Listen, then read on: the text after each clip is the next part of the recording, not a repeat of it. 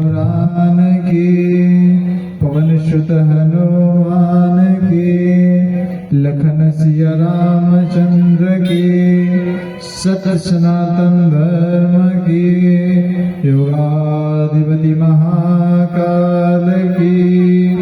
आइए भाई बहनों, कमर सीधी करके बैठे, आंखें बंद करके उगते हुए सूर्य देवता का ध्यान करते हुए गायत्री महामंत्र हमारे साथ में बोलने की कृपा करें।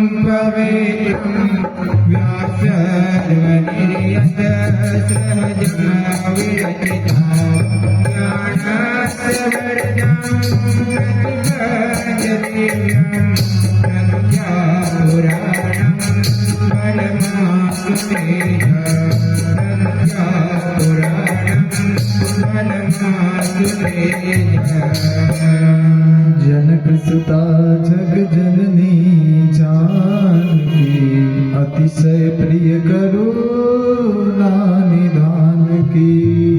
ताके युग पद कमल मनायहु, जासु कृपा निर्मल अति पायहु।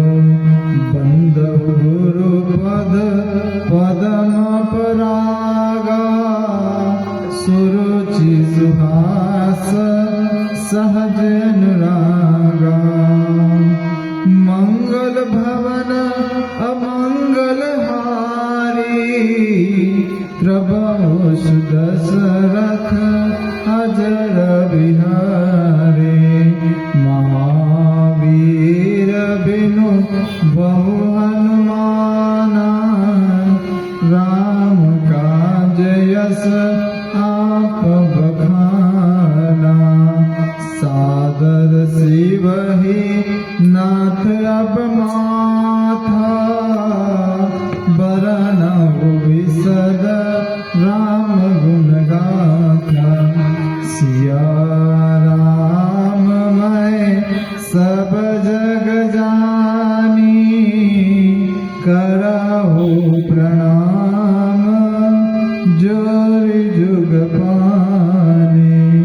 करहु प्रणाम जोर जुग पानी।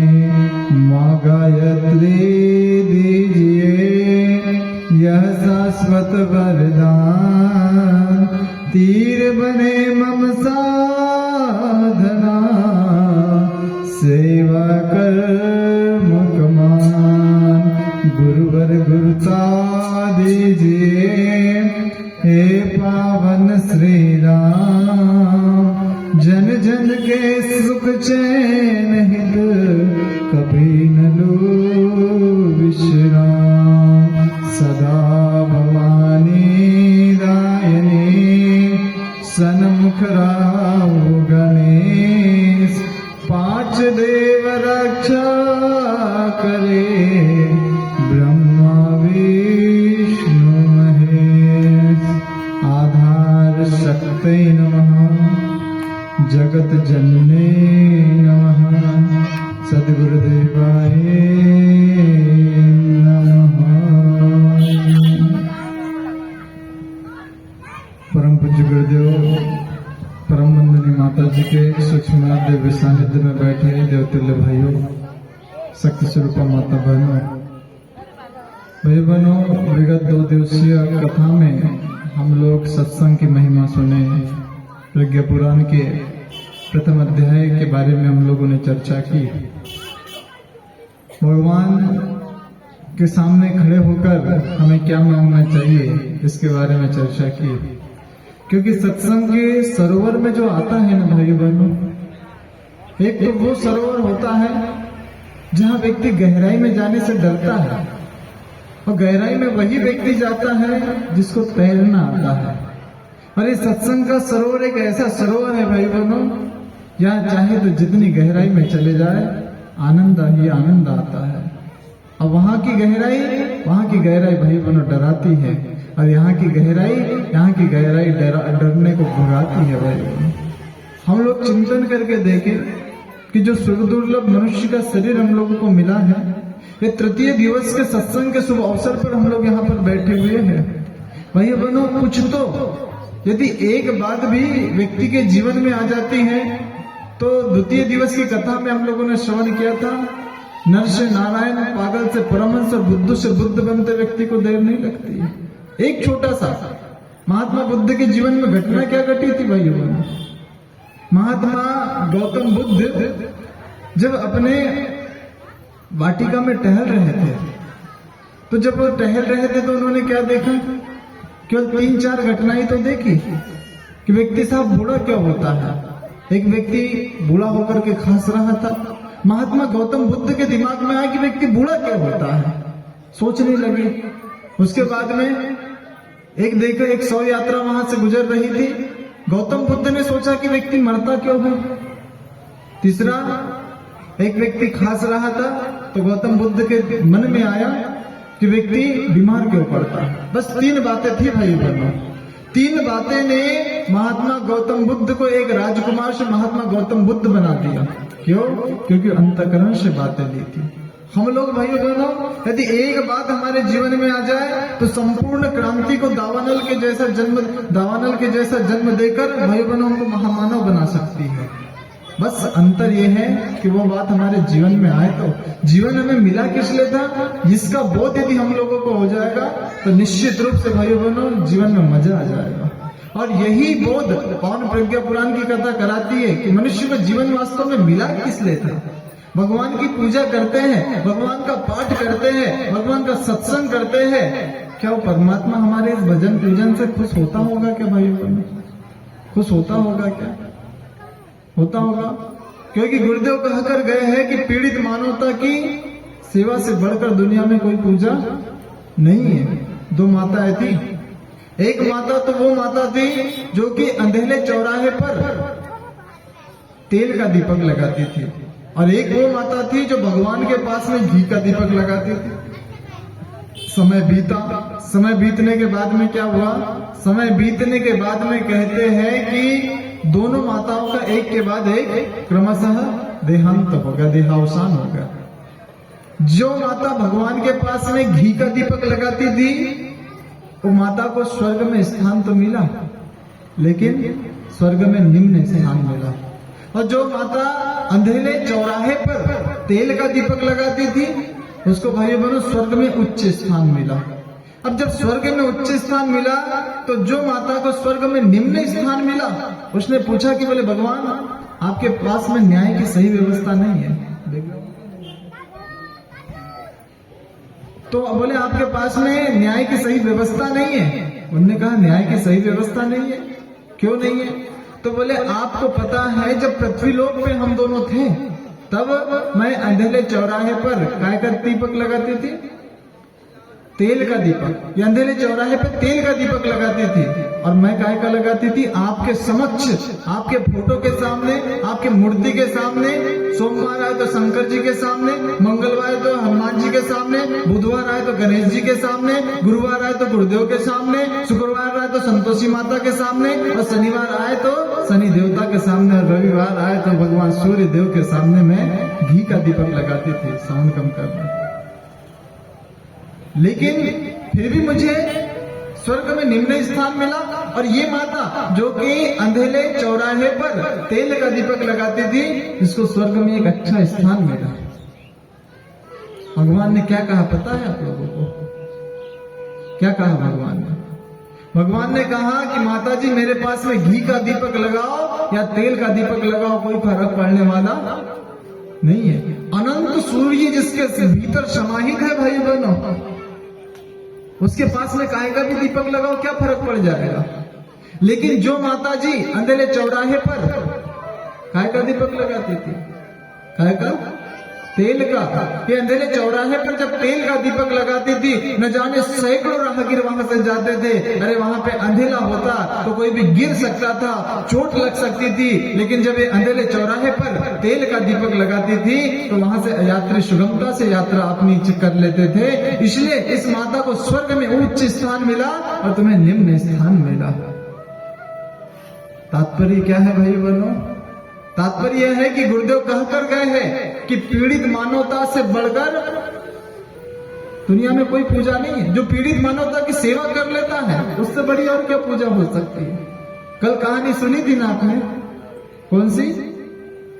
वो अम्मा वाली, वो चक्कियां पीस पीस के जिसने अपने पड़ोस वाले बच्चे को डॉक्टर बनाया था। सुनी थी? नहीं सुने थे? तभी देवर्षि नारद जो कि कथा के मुख्य श्रवणकर्ता ऋषि है, वो जो पृथ्वी लोक पर आते हैं और पृथ्वी लोक पर नाना प्रकार के सभी किसी न किसी व्यक्ति को कोई ना कोई परेशानी है, कोई ना कोई समस्या है। यहाँ पे बैठे सैकड़ों लोगों में से एक भी व्यक्ति अपने दिल पर हाथ रखकर या अपने अंतरात्मा पे हाथ रखकर कोई कह सकता है कि साहब मुझे कोई समस्या नहीं है? कह सकते हो? कोई कह सकता है?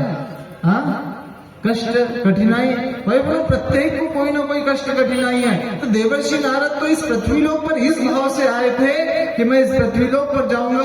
तो मनुष्य ने कितनी सारी उन्नति कर ली। अरे पानी में चलने के लिए जहाज बना लिए, हवा में उड़ने के लिए हेलीकॉप्टर बना लिए, और रोड पर दौड़ने के लिए मोटरसाइकिल बना ली, जीप बना ली, कार बना ली, रेलगाड़ी बना ली।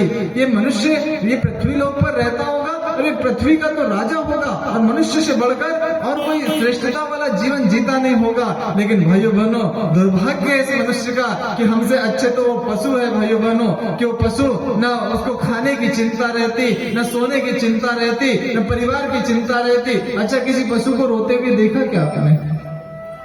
ये मनुष्य रोज रोता है भाई बहनों, कभी किसी कारण से रोता है, कभी किसी कारण से रोता है, कभी किसी कारण से रोता है। मनुष्य को कोई ना कोई परेशानी है। लेकिन भाई बहनों, आप सभी को पता है, परम पूज्य गुरुदेव कहते हैं कि बेटा, आज जो अकाल पड़ा है वो बुद्धि का अकाल नहीं है। किसी प्रकार से किसी को बुद्धि का अकाल नहीं है। अरे बुद्धि कम होती तो व्यक्ति 7 मंजिला भवन कभी नहीं बनाता। आज बुद्धि कम होती तो पानी पे तैरने के लिए जहाज व्यक्ति कभी नहीं बनाता। आज बुद्धि कम होती तो रेलगाड़ी कभी नहीं बनाता। आज बुद्धि का कोई कमी नहीं है भाई बहनों। यदि कमी किसी चीज की है तो सद्बुद्धि की कमी। और जब व्यक्ति के जीवन में सद्बुद्धि आ जाती है ना भाई बहनों, तो जीवन जीने का मजा आ जाता है।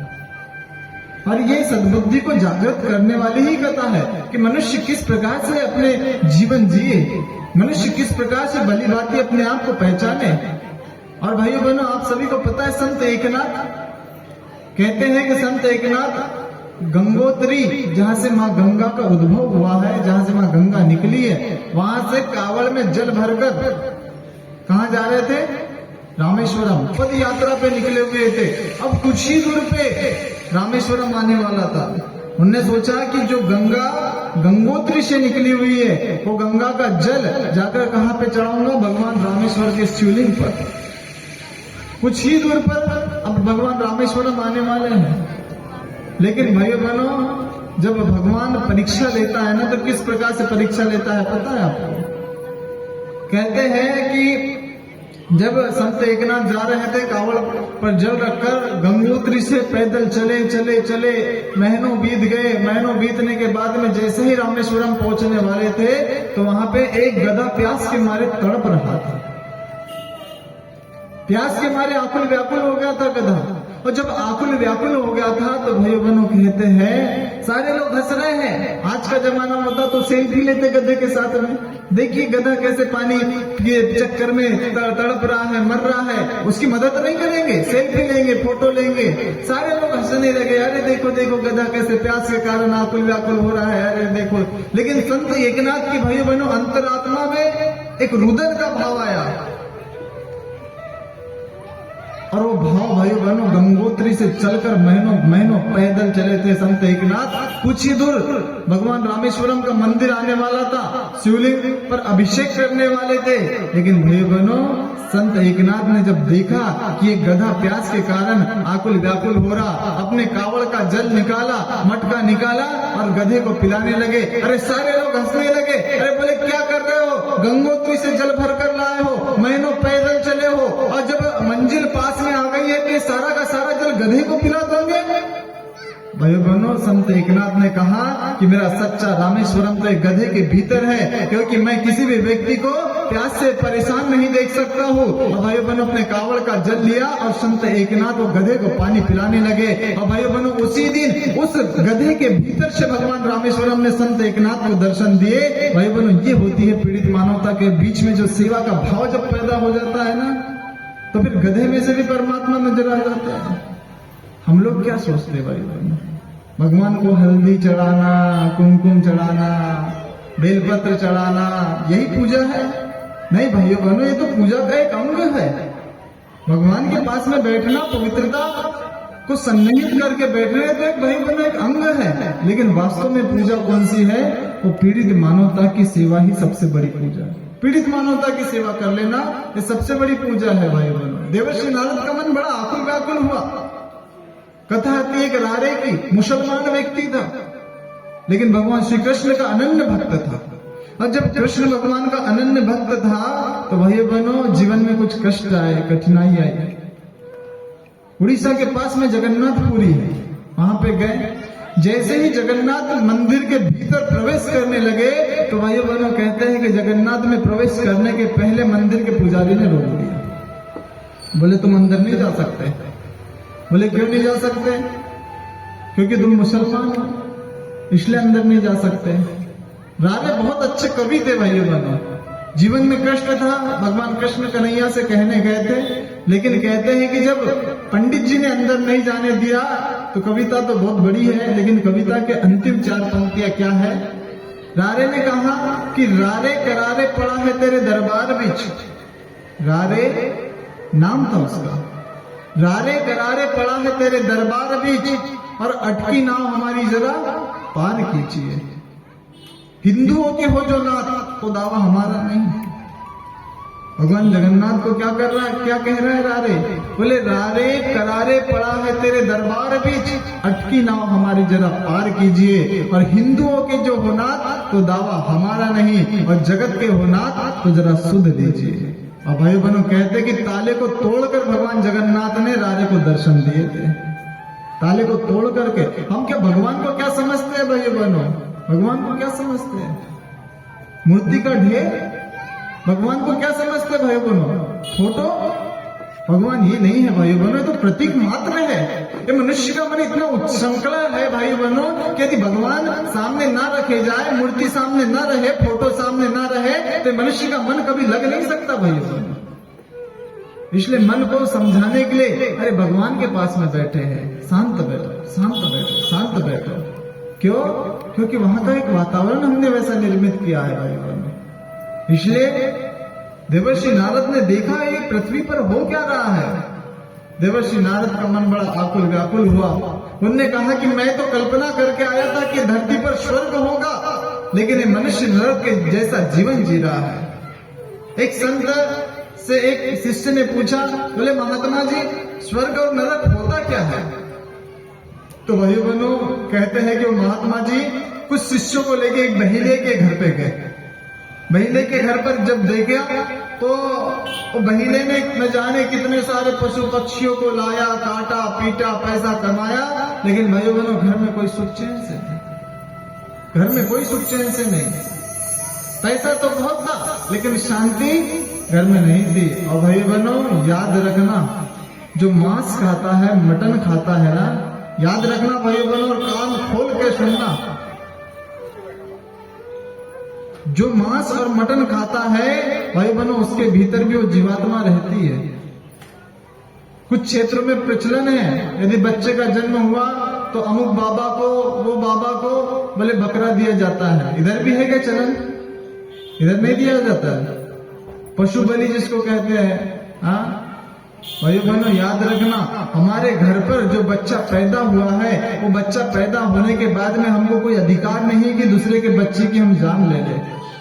और यदि हमने जान ली है तो भाई बहनों उज्जवल भविष्य की कल्पना तो दूर, उसके जीवन में, आगामी जीवन में दुख ही दुख और कष्ट ही कष्ट आएगा। जो मांस खाता है ना भाइयों बहनों, उसके रक्त में जो एक पीड़ित, दुखी और तड़पते हुए जीव जंतुओं का जो रक्त जाता है भाइयों बहनों, उसको कभी सुख चैन और शांति से नहीं रहने देगा।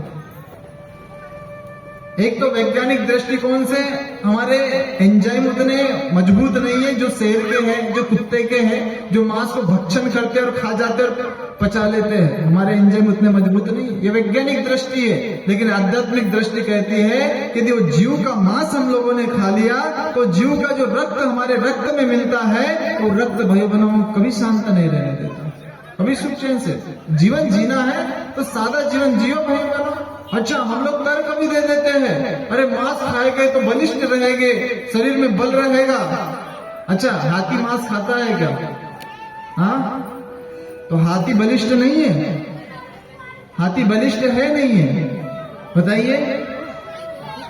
जब हाथी बलिष्ठ हो सकता है शाकाहारी रहेंगे, तो भाई बहनों हम क्यों बलिष्ठ नहीं रह सकते हैं? बिल्कुल रह सकते हैं।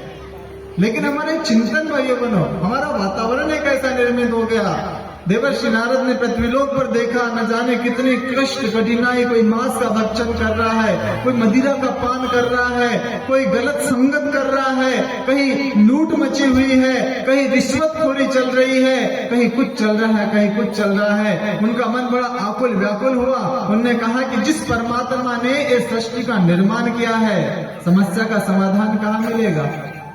कहाँ मिलेगा? उसी के पास में मिलेगा।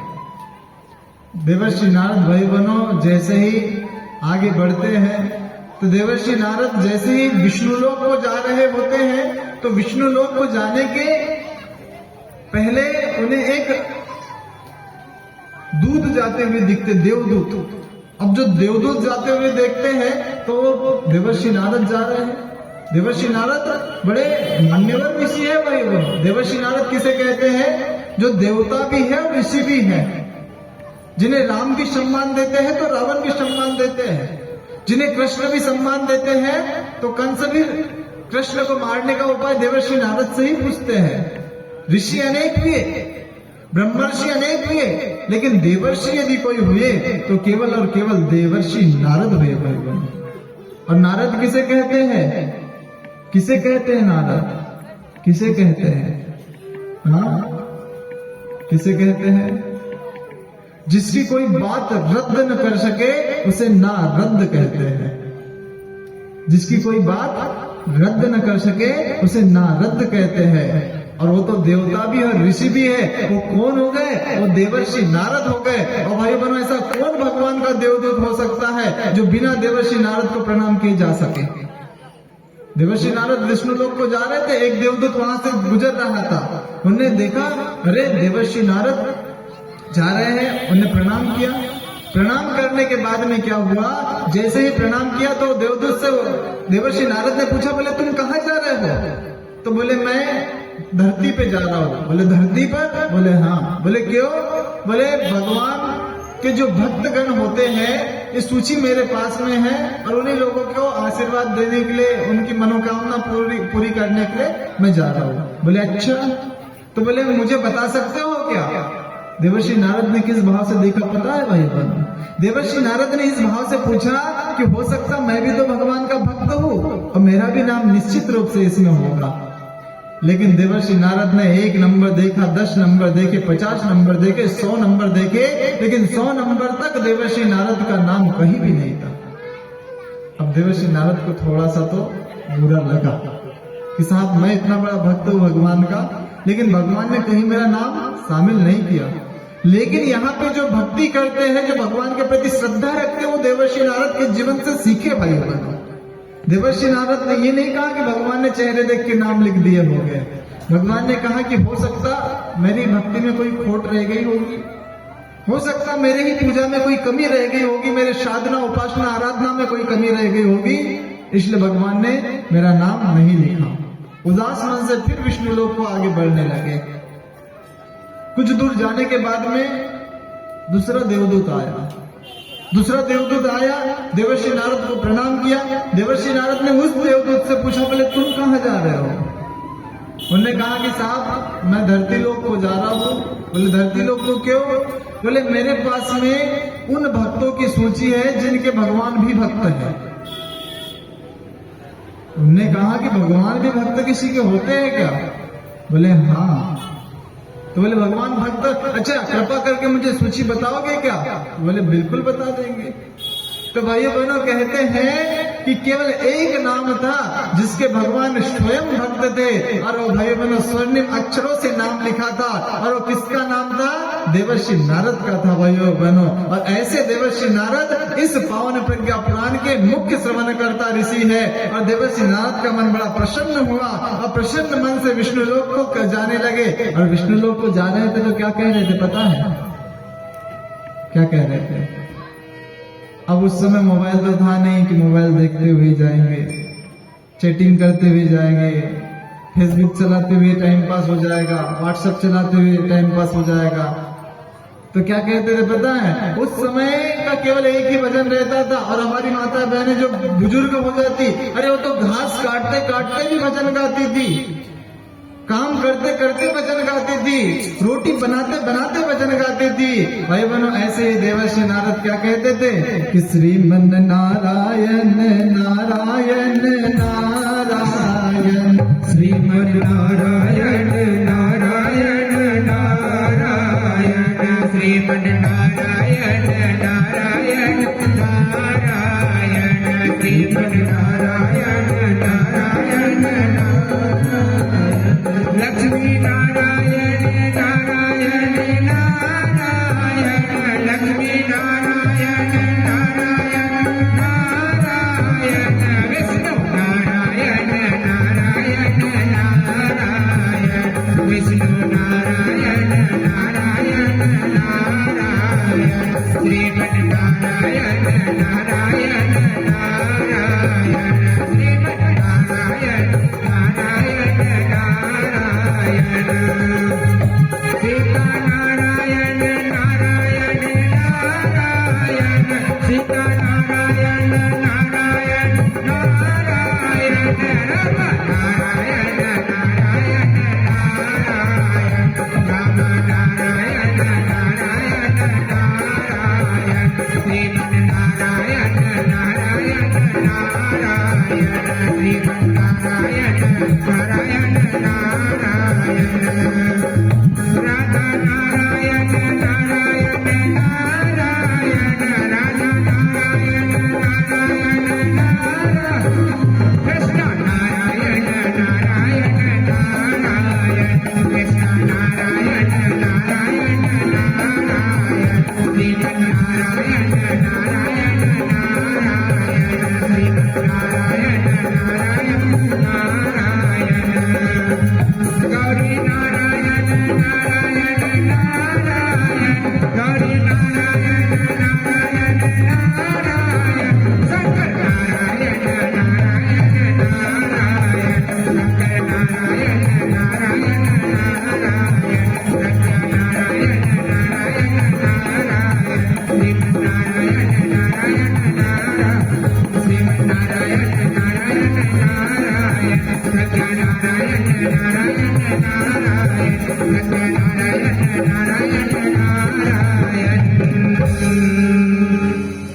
बोले पावन प्रज्ञा पुराण की जय। बोले पावन प्रज्ञा पुराण की जय। भाई बनो नारायण नारायण का गुणानुवाद करते हुए देवर्षि नारद भगवान विष्णु लोक में पहुंचे। और जब विष्णु लोक में पहुंचे तो विष्णु लोक में पहुंचने के बाद में सबसे पहले भगवान क्षीर सागर में वैकुंठ धाम में कैसे सोए रहते पता है आपको? सर्प के ऊपर सोए रहते हैं। और माता लक्ष्मी उनके चरणों में चरण दबाती है। पता है ना आप लोगों को? हाँ। अच्छा एक बात बताइए, जो लक्ष्मी को पाना चाहते हैं वो बिना नारायण की कृपा के पा सकते हैं क्या? हाँ, बस रहने दीजिए, हो गया उसका काम। पा सकते हैं क्या? हाँ, तो नारायण की कृपा पाना है तो फिर सत्यनारायण की कथा से हो जाएगा क्या? भाई बहनों, सत्यनारायण की कथा क्या सिखाती पता है? सत्य जिसके जीवन में न आए नारायण उस पर कृपा नहीं करते हैं, और नारायण जिस पर कृपा न करे उसके घर में लक्ष्मी कभी आती नहीं है। भाई बहनों, सत्य पहले तो जीवन में आना चाहिए, उसके बाद में नारायण की कृपा बरसती है। और जब नारायण की कृपा बरसती है तो भाई बहनों फिर लक्ष्मी घर पे आती है। पैसा आ सकता है, धन आ सकता है, लेकिन लक्ष्मी के साथ में जो सुख और शांति आती है ना, वो कभी नहीं आ सकती। वो कभी नहीं आ सकती जीवन में। भाई बहनों, पैसा आ जाएगा, धन आ जाएगा तो उसका करेंगे क्या? जीवन में शांति तो है नहीं, सुख तो है नहीं, जो चाहिए था वो तो है नहीं, और जो चाहिए वो मिलेगा नहीं। तो भाई बहनों, वो चाहिए तो फिर सत्यनारायण भगवान को जीवन में आत्मसात करना पड़ेगा, सत्य को जीवन में उतारना पड़ेगा, उसके बाद में भगवान नारायण कृपा करते हैं। जब माता लक्ष्मी ने देखा कि बोले भगवान देवर्षि नारद आ रहे हैं, उन्होंने कहा कि तुमने दूर से कैसे पहचान लिया? माता लक्ष्मी से भगवान ने पूछा, बोले तुमने दूर से कैसे पहचान लिया? तो बोले जो उनकी चोटी है ना वो दूर ही रहे, लेकिन उनकी चोटी दूर से दिख जाती है। चोटी कहां से दिख जाती है? दूर से दिख जाती है। और भाई बहनों, हमारे भारतीय संस्कृति की ये जो चोटी है ना, माता बहनों की तो होती है, लेकिन भाइयों की भाई बहनों गायब हो गई। ये चोटी सामान्य नहीं मेरे भाई बहनों। अच्छा एक बात बताइए, टीवी देखते हैं सभी लोग घर पे? टेलीविजन देखते हैं? टीवी बिना छतरी के आ सकता है क्या? वो क्या है? वो एलएनबी क्या है? वो एलएनबी भाइयों बहनों सारे के सारे ब्रह्मांड के सिग्नलों को कैच करती है। आज हमारी चुटिया कट गई भाइयों बहनों, अर्थात डिस्कनेक्ट हो गए हम लोग। किससे? वो परमात्मा से डिस्कनेक्ट हो गए। और वो परमात्मा से जब डिस्कनेक्ट व्यक्ति हो गया तो भाइयों बहनों उसके भीतर सत्प्रवृत्ति कहां से जाएगी? सद्ज्ञान कहां से आ जाएगा उसके भीतर? सद्बुद्धि कहां से आ जाएगी? और भाई बहनों, यदि हमें पुनः उस संस्कृति का अवलंबन करते हुए आगे बढ़ना है तो भाई बहनों हमारी संस्कृति, हमारी सभ्यता को पुनः अपनाना पड़ेगा। आज विदेशों में जाकर देखिए, आज हमारी संस्कृति को विदेश कितना पागल है अपनाने के लिए। जो हम अंतर्राष्ट्रीय योग दिवस मनाते हैं, ये योग गया कहां से? कहां से गया? भारत से ही गया ना।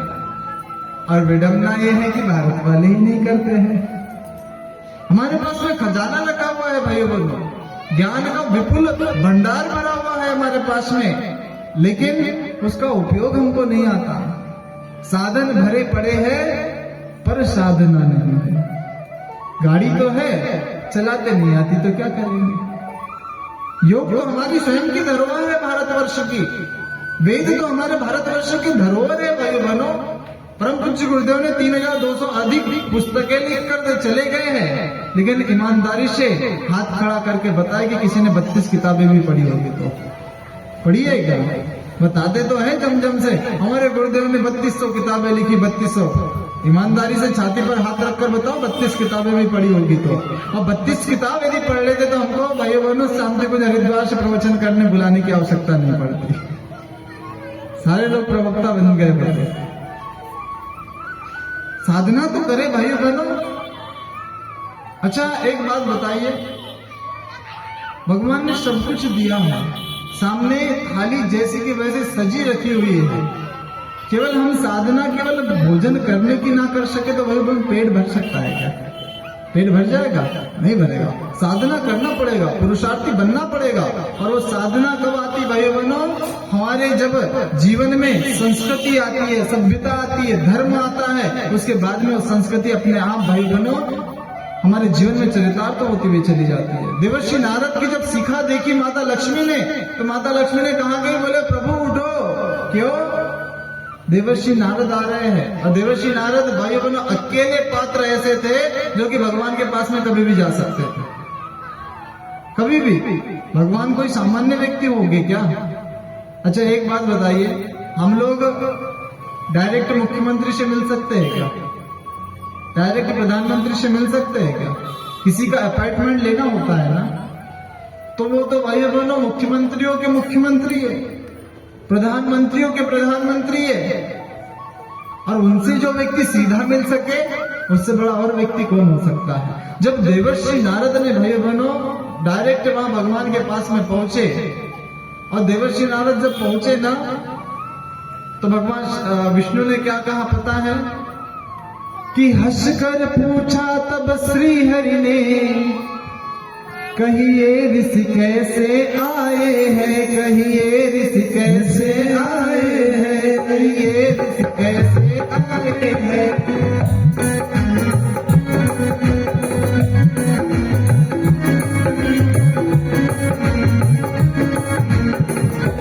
है कहाँ कहाँ पर भ्रमण किया।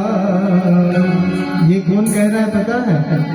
ये भगवान विष्णु देवर्षि नारद से पूछ रहे हैं। देवर्षि नारद जब आए सीधे, तो देवर्षि नारद से भगवान विष्णु ने हंसकर पूछा, क्या? ध्यान से सुनना, कि हंसकर पूछा तब श्री हरि ने, कहिए ऋषि कैसे आए हैं, कहिए ऋषि कैसे आए हैं, कहिए ऋषि कैसे आए हैं, कहिए ऋषि कैसे आए हैं।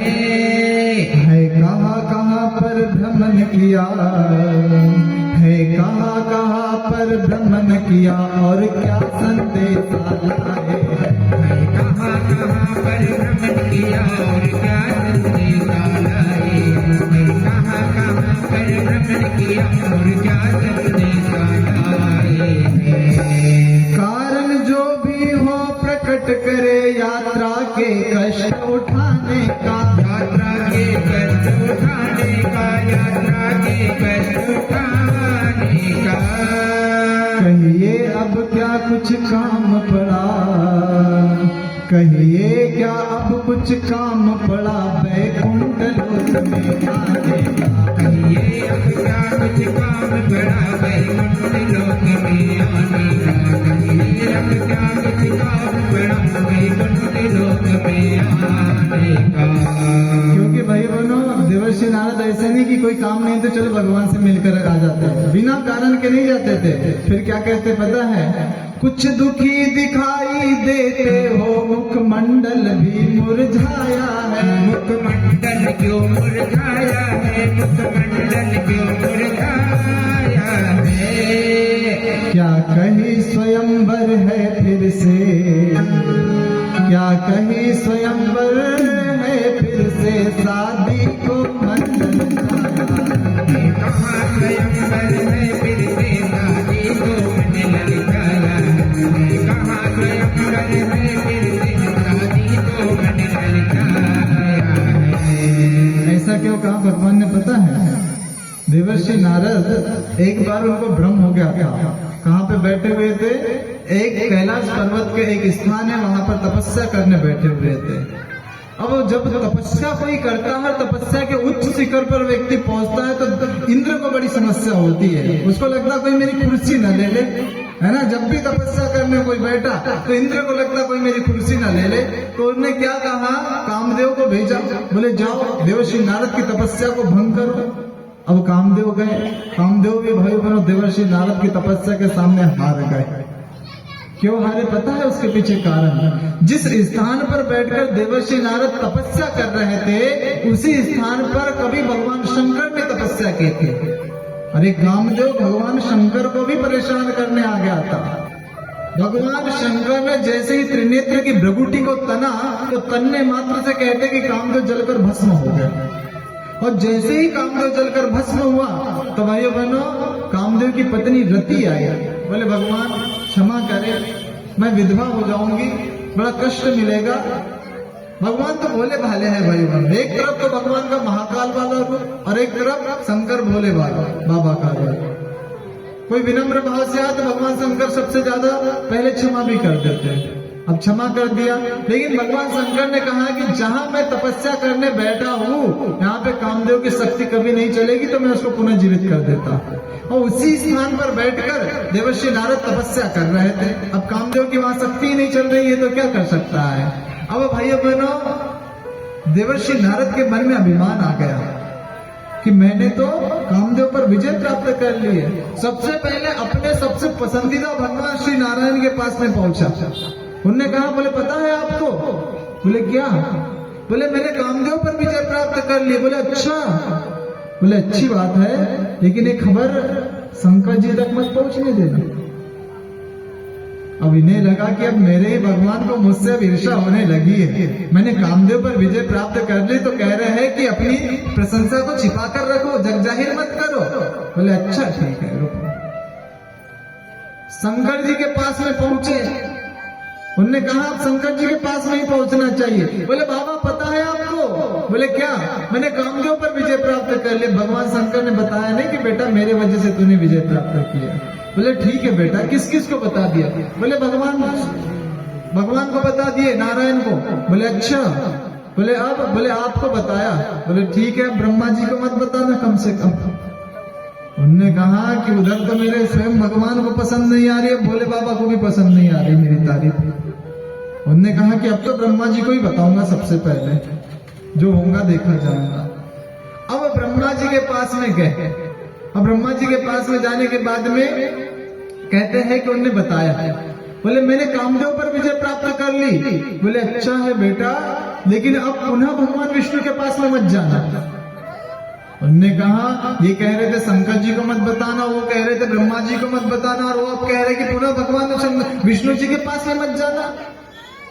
अब पुनः भगवान विष्णु के पास में पहुंचे। अब भगवान विष्णु के पास में पहुंचने के बाद में बोले आपने बता दिया तीनों देवताओं को? बोले हाँ बता दिया। बोले क्या कह रहे थे? बोले कुछ नहीं कह रहे थे, प्रशंसा कर रहे थे। बोले चलो अच्छी बात है, ठीक है। देवर्षि नारद आगे बढ़ते हैं। भगवान श्री हरि नारायण की लीलापति भगवान ने लीला रची। एक लीला ऐसी रची भाई बनो कि एक राजा देवर्षि नारद के पास में आया और अपनी राजकन्या राजकुमारी का हाथ दिखाया। बोले मानसी, इसका हाथ देखकर बताइए कि इसके जीवन का इसका साथी कौन होगा, जीवन साथी कौन होगा। जब देवर्षि नारद ने देखा तो उन्होंने कहा कि बोले अरे भाग्यवान, इसका जो वरण करेगा वो त्रिलोक का स्वामी होगा, और साक्षात जो इसे वरण करेगा लक्ष्मी उसके चरण दबाएगी। उन्होंने कहा अच्छा। तो भाई बनो स्वयंवर रखा गया। और स्वयंवर कैसा रखा कि बोले ये राजकुमारी जिसके गले में माला डाल देगी वो उसका पति हो जाएगा। अब स्वयंवर होने वाला था, तो अब देवर्षि नारद जो कह रहे थे कि मैंने एक कामदेव पर विजय प्राप्त कर ली, वो देवर्षि नारद अब पुनः किसके पास में गए? भगवान विष्णु के पास में। उनने कहा कि बोले साहब एक छोटी सी इच्छा है, मुझे आपके जैसा सुंदर बना दीजिए। बोले मेरे जैसा सुंदर? बोले हाँ। बोले ठीक है, तथास्तु ऐसा ही होगा। और भगवान विष्णु ने इतना सुंदर रूप दिया, इतना सुंदर रूप दिया कि आपको बताइए काय का रूप दिया? बंदर का रूप दे दिया। अब बंदर का रूप दे दिया तो भाई बहनों गए स्वयंवर में। कहते हैं कि भगवान विष्णु आए, माता लक्ष्मी ने उनके गले में माला डाली, और इधर सारे के सारे लोग देवर्षि नारद को देख करके हंसने लगे। तो किसी से पूछा, बोले आप हंस क्यों रहे हो? मुझे भगवान ने इतना अच्छा चेहरा दिया इसलिए हंस रहे हो क्या? बोले हाँ, तुम्हारी सुंदरता पर ही हंस रहे हैं। बोले जाकर दर्पण में अपना चेहरा तो देखो। देवर्षि नारद ने जैसे ही दर्पण में अपना चेहरा देखा तो भाइयों बहनों कहते हैं कि देवर्षि नारद ने अपना चेहरा बंदर के रूप में पाया। तो बंदर के रूप में पाने के बाद में सीधे बैकुंठ धाम में पहुंचे और बैकुंठ धाम में जाने के बाद में देवर्षि नारद ऋषि किसे कहते हैं, देवर्षि किसे कहते हैं, अपने कमंडल में जल लेकर श्राप दे दिया श्री हरि भगवान नारायण विष्णु को।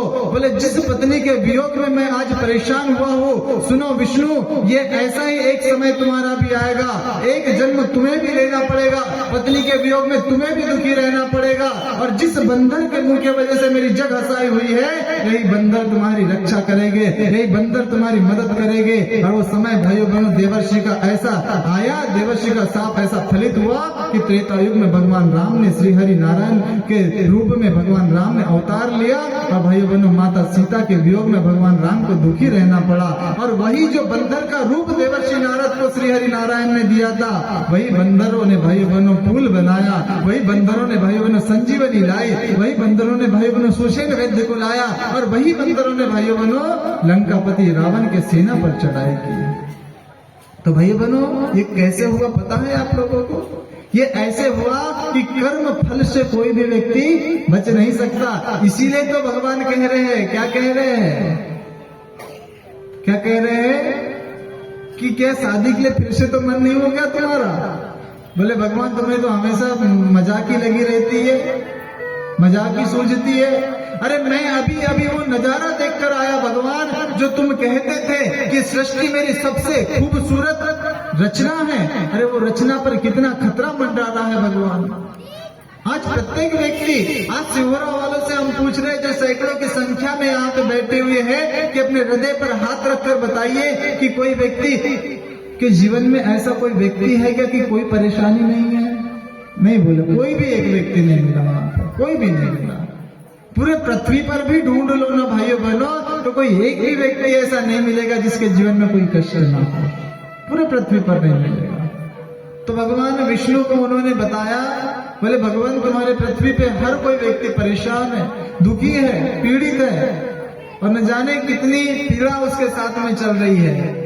तब भगवान श्री हरि विष्णु ने कहा कि बोले देवर्षि नारद, ये मनुष्य ने अपने आप ही आफत मोल ली है। अरे मनुष्य को जो करना चाहिए था, ये करने के मनुष्य का जीवन उसको नहीं मिला है। फिर भगवान श्री हरि विष्णु एक बहुत सुंदर कहानी बताते हैं। किसको, किसे बताते हैं, किसे बताते हैं? हाँ, किसे? देवर्षि नारद को। हम भूल जाते हैं। देवर्षि नारद को बहुत अच्छी कहानी बताते हैं। बोले एक महात्मा जी के आशीर्वाद से एक व्यक्ति को 7 दिन के लिए पारस का पत्थर मिल गया। अब पारस का पत्थर मिल गया तो व्यक्ति ने क्या कहा, पारस का गुण क्या होता है पता है आप लोगों को? हाँ, लोहे को सोना बनाना। जब पारस का पत्थर मिल गया तो वो व्यक्ति ने सोचा कि क्यों न मैं बहुत सारा लोहा इकट्ठा कर लो। अब बहुत सारा लोहा इकट्ठा कर लो तो सिहोरा के जस्ट बगल में कौन सा गांव आता है? हाँ,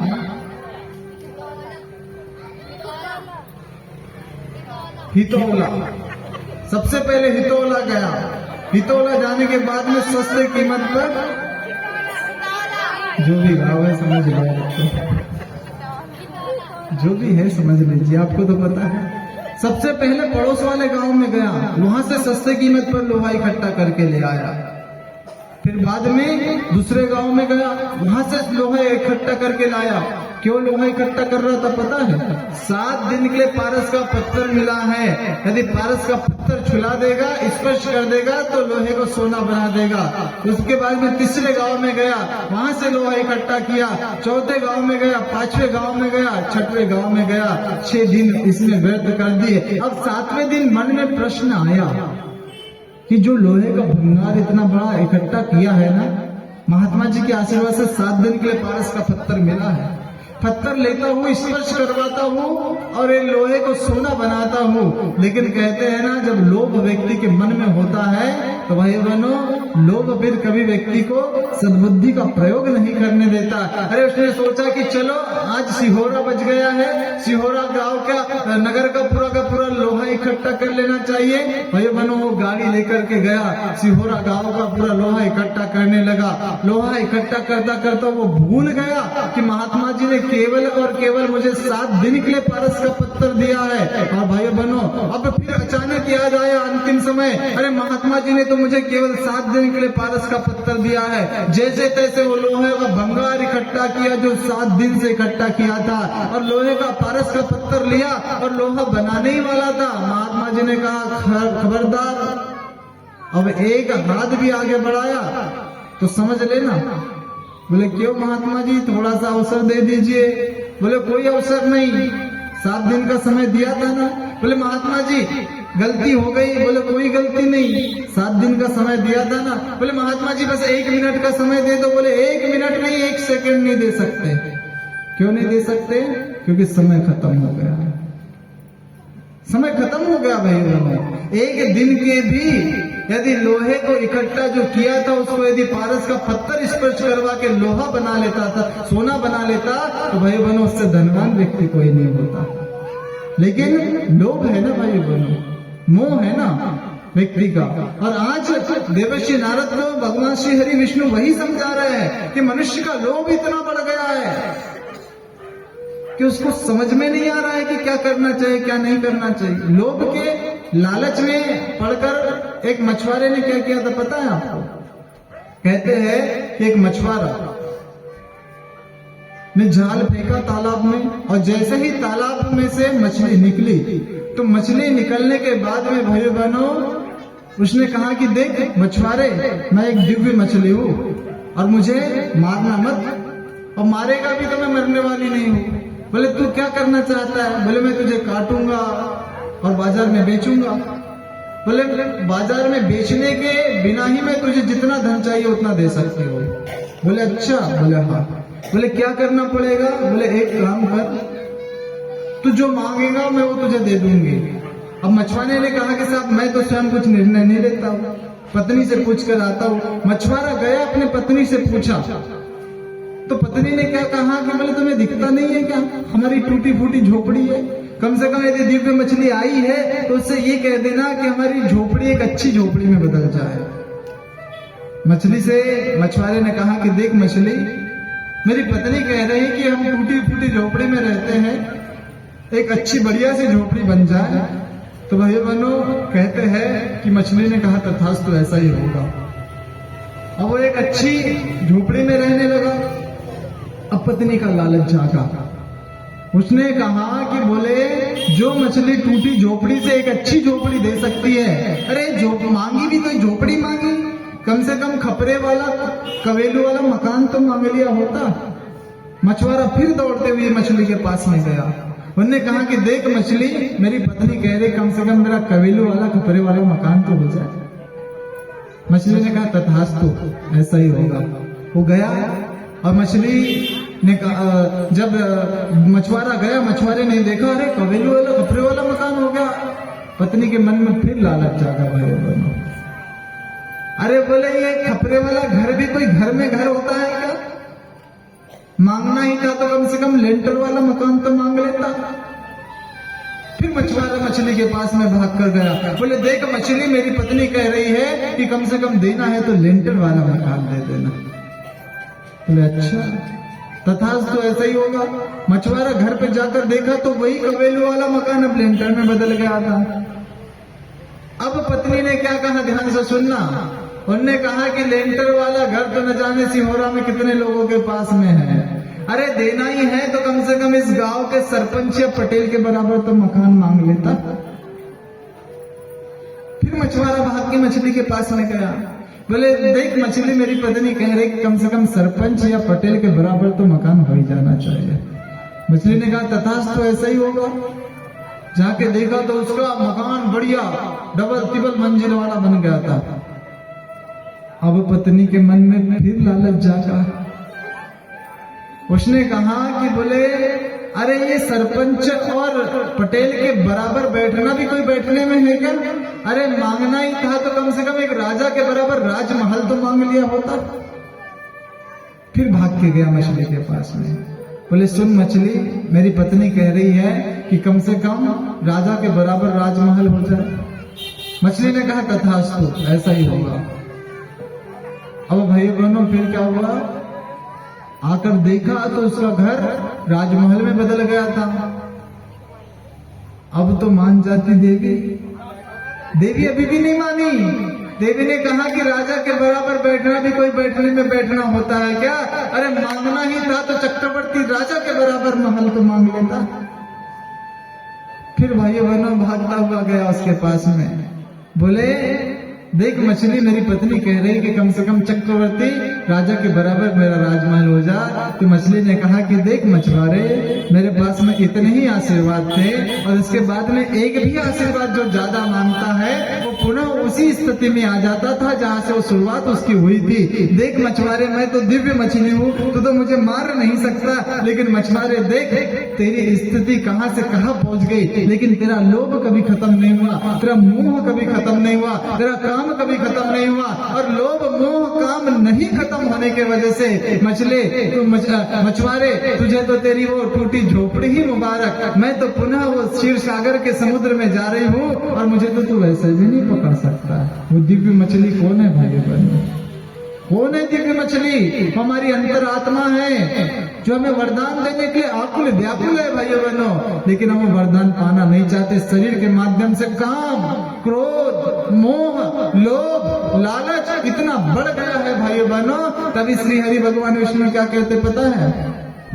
फिर कहा हरि ने हे मुनिवर, यह मेरे मन की बात कही, यह मेरे मन की बात कही, यह मेरे मन की बात कही।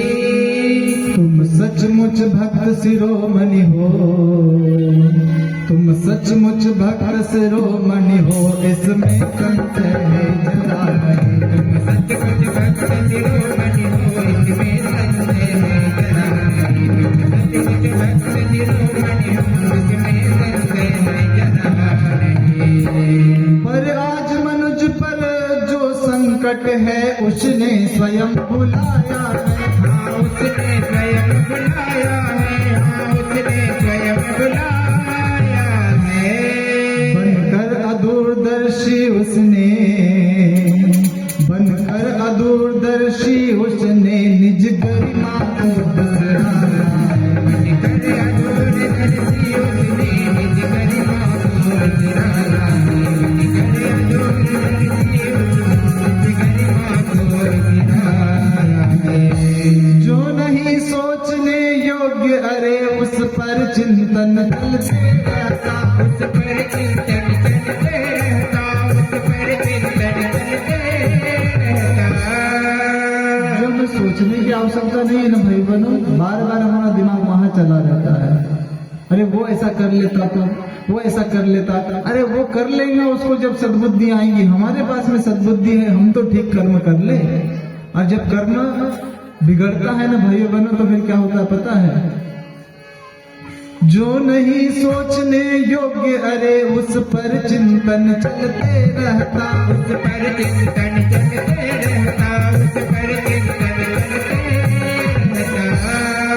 बस इसीलिए तो मानव का, बस इसीलिए तो मानव का आचरण तेरा, बस इसीलिए तो मानव का चरण भ्रष्ट बनते रहता, बस इसीलिए तो मानव का आचरण भ्रष्ट बनते रहता। चिंतन से बढ़ती चाह गलत, जो गलत कर्म करवाती है, जो गलत कर्म करवाती है, जो गलत कर्म करवाती है। जब कर्म भोग बनकर डसते, ध्यान से सुनना, जब कर्म भोग बनकर डसते तब बात समझ में आती।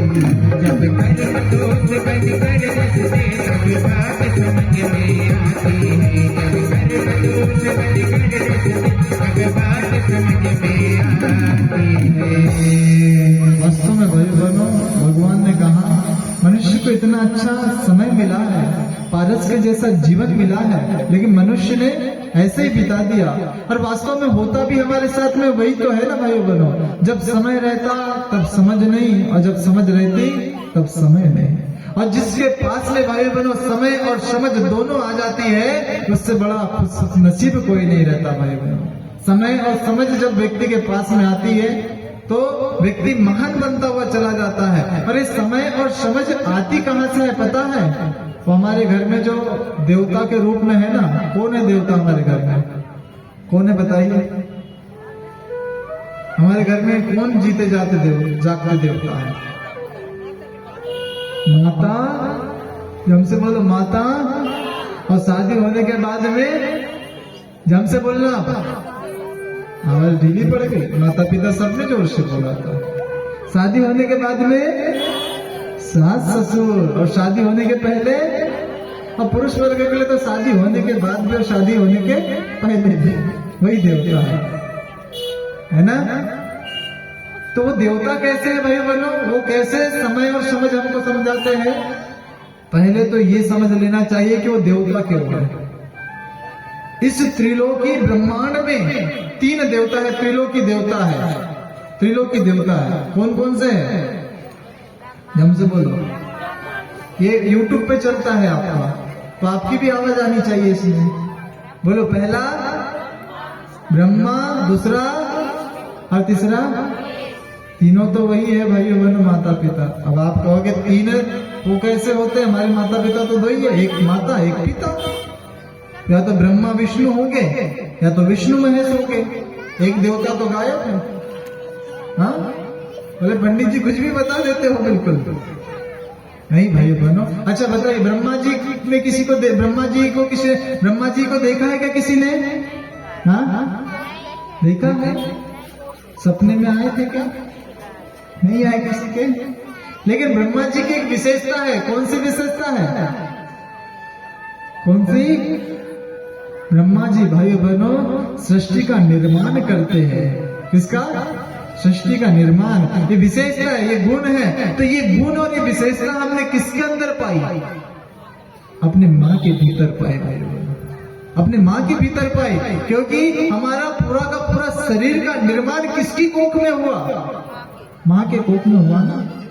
ब्रह्मा जी को हमने नहीं देखा, ब्रह्मा जी के दर्शन हमने नहीं किए, फिर ब्रह्मा जी को हमने सुन रखा है कि सृष्टि का निर्माण करते हैं। और सृष्टि का निर्माण करते हैं तो भाई बहनों हमारे सृष्टि का, हमारे शरीर का निर्माण पूरा का पूरा किसके इसमें हुआ? किसके पेट में हुआ? अपने। तो हमारी ब्रह्मा जी कौन हो गई? कौन हो गई? हमारी माँ हो गई। उसके बाद में विष्णु जी का क्या काम है? क्या है विष्णु जी का काम? विष्णु जी का काम है सृष्टि का भरण पोषण का दायित्व का निर्वहन करना। तो सृष्टि के भरण पोषण का दायित्व का निर्वहन करना जब विष्णु जी का काम है, तो भाई बहनों एक बात बताइए, हम जब तक अपने पैरों पर खड़े नहीं हुए थे, जब तक अपना व्यापार चलाने नहीं लगे थे, जब तक हमारी नौकरी नहीं लगी थी, तब तक हमारे पढ़ाई का, लिखाई का, आने का, जाने का, खाने का, पीने का ये खर्चा किसने वहन किया? किसने? तो हमारे लिए हमारे विष्णु जी कौन हो गए? हमारे पिताजी हो गए भाई बहनों। अच्छा उसके बाद में अब एक बात बताइए, 2 चीजें तो हो गई, ब्रह्मा विष्णु। अब कौन आते हैं? महेश। और महेश का क्या काम है पता है आप लोगों को? क्या काम है? महेश जगत गुरु कहते हैं उनको। सिर के शिखा से लेकर पैर के नख तक यदि कोई व्यक्ति अपने श्रृंगार से भी शिक्षा देता है तो भगवान शंकर है भाई बहनों। भगवान शंकर के सिर पर क्या है? गंगा माता। और गंगा माता क्या शिक्षा देती है? गंगा जहां से निकली, गोमुख से निकल कर गंगा सागर तक गई भाई बहनों, हजारों नहीं करोड़ों लोगों को, कितने लोगों को जीवन दान देते हुए चली गई, कितने लोगों का भाई बहनों उधर पोषण करते हुए चली गई, कितने लोगों का भाई बहनों आर्थिक उन्नति करते हुए चली गई। अरे गंगा जहां से जाती भाई बहनों वहां पे हरियाली छा जाती है। गंगा का कितना बड़ा महत्व है। गंगा वो अपना जल स्वयं पी जाती है क्या? स्वयं को नहीं भाइयों बहनों, परोपकार के लिए पूरा का पूरा जल लोगों को दे देती है, जनता को दे देती है। और वही भाइयों बहनों मतलब भगवान शंकर की माँ गंगा क्या शिक्षा देती है कि हमको कैसा होना चाहिए? परोपकारी होना चाहिए।